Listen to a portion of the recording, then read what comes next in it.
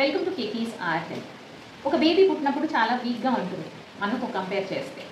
So గ్రాడ్యువల్గా baby ఎలా అయితే పెరుగుతూ ఉంటుందో మసిల్స్, బోన్స్ ఇవన్నీ బాగా డెవలప్ అయ్యి స్ట్రాంగ్గా తయారవుతుంది. 15 to 20 ఇయర్స్ ఏజ్ వచ్చేటప్పటికి బాడీ స్ట్రెంగ్త్ బాగా పెరుగుతుంది. ఎందుకంటే మసిల్ బల్క్, బోన్స్ ఆసిఫికేషన్ అంటే సాఫ్ట్ బోన్స్ నుంచి హార్డ్ బోన్స్ తయారవడం, ఇవన్నీ ఆ ఏజ్ వచ్చేటప్పటికి కంప్లీట్ అవుతాయి. కాబట్టి ఆ ఏజ్లో బాగా స్ట్రాంగ్గా ఉంటారు. సో ఈ స్ట్రెంగ్త్ అన్నది అరౌండ్ ఒక 10 to 15 ఇయర్స్ అలాగా మెయింటైన్ అవుతుంది. And body has this property of deconditioning. అంటే ఒక ఏజ్ వచ్చిన తర్వాత ఆటోమేటిక్గా number of muscle fibres, muscle bulk అన్నది తగ్గిపోతుంది. అరౌండ్ 45 to 50 ఇయర్స్ వచ్చిన తర్వాత చాలా మందిలో కామన్గా వినే డైలాగ్, వయసు అయిపోతుంది కదా, వీక్గా అనిపిస్తుంది, బలం లేదు, స్ట్రెంగ్త్ తగ్గిపోయింది అని.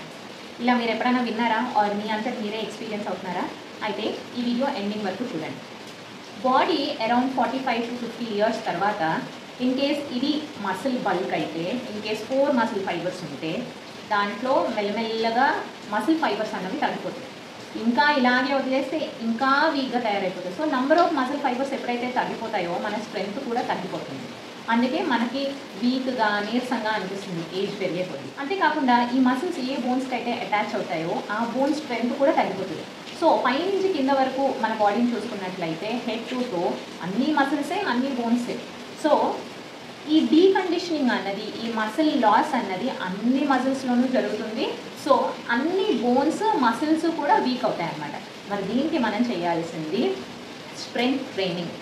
ఓకే, స్ట్రెంగ్త్ ట్రైనింగ్ అంటే జిమ్కి వెళ్ళి వెయిట్స్ లిఫ్ట్ చేసి ఇంకా బాడీని జిమ్ బాడీ లాగా తయారు చేయాలని కాదు.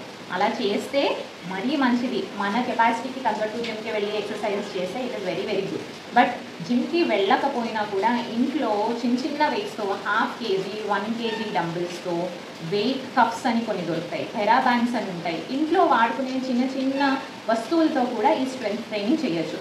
అప్పర్ బాడీకి కొన్ని ఎక్సర్సైజెస్, లోవర్ బాడీకి కొన్ని టైప్స్ ఆఫ్ ఎక్సర్సైజెస్ చేయడం వల్ల ఈ స్ట్రెంగ్త్ అన్నది అలాగే మెయింటైన్ అవుతుంది. నీరసం ఇలాంటివి రావు. నంబర్ 1 స్ట్రెంగ్త్ ట్రైనింగ్ చేయాలి.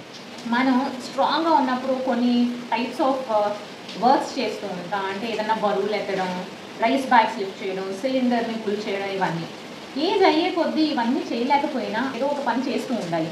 Body works on this principle called use it or lose it. మనం ఏ పని అయితే చేయమో ఆ పని బాడీ కంప్లీట్గా మర్చిపోతుంది గ్రాడ్యువల్గా.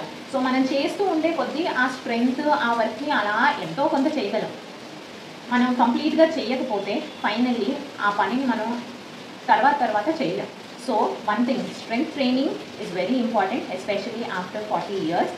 అండ్ ఏ వర్క్స్ అయితే మనం చేయగలము, it can be anything, carrying groceries, carrying your kids, carrying any weights, ఏది మనం చేయగలిగితే అవి అలాగే కంటిన్యూ చేయాలి అయినంత వరకు. అప్పుడు మన బాడీ స్ట్రెంగ్త్ని అలా మెయింటైన్ చేయగలం, body డీకండిషన్ని తగ్గించుకోగలం. Hope the information is helpful.